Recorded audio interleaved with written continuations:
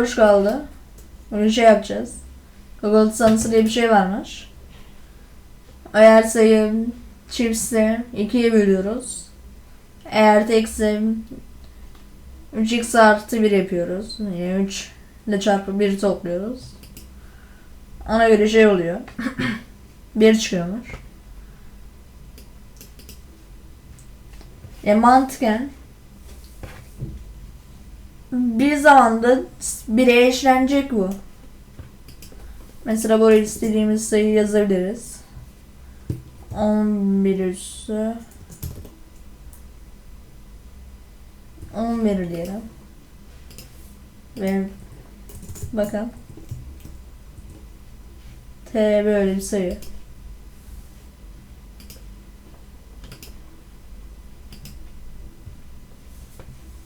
Bakın 1'e eşlendi. Bu da listemiz. Tabii ben payçarını kullanıyorum, şey yapıyor. Eğri sayı yok mu ya? Ha, yokmuş. Bazı sayılarda o kadar uzun oluyor ki E'yi koyuyor. Onu yazalım. İlk önce fonksiyon def fx eşit fx eşittir yok. If x bölü 2 eşit 0 ise, yani x'i 2'ye bölüp kalanımız 0 ise, yani tam bölünü, o zaman şunu yap. Return x bölü 2 döndür. Eğer değilse değil, direkt değilse, yani elsefli elif var. İkisinin birleşimi. Şöyle koyayım, daha güzel gözüküyor. Return x artı 1. Ondan sonra list eşittir list. Bir tane liste oluştur ona. Ondan sonra çıktık. N eşittir 0. While true.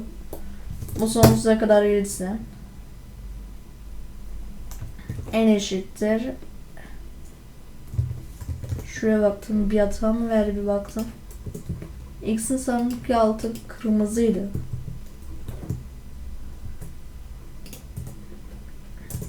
N sayısını kendisine yani buna göre eşitliyorum. Ondan sonra ne yapalım? If n eşittir 1 ise 1 ekleyene birik ne ya? Print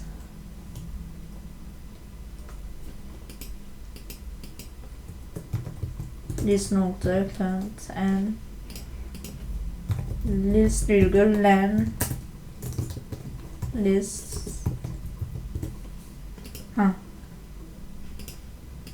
çalıştırarak 13'ü deneyek. 13 zaten o şey bilinen bir şey.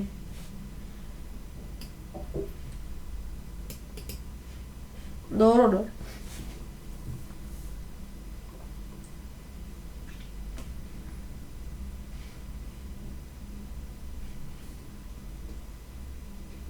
Direkt aynısını yaptım.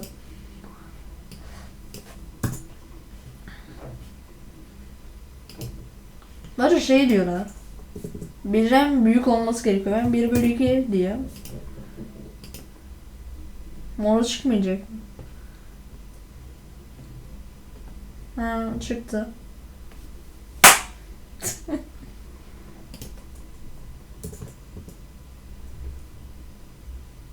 Buraya.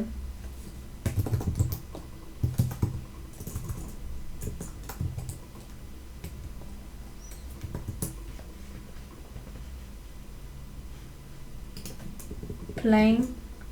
Bir şey vardı.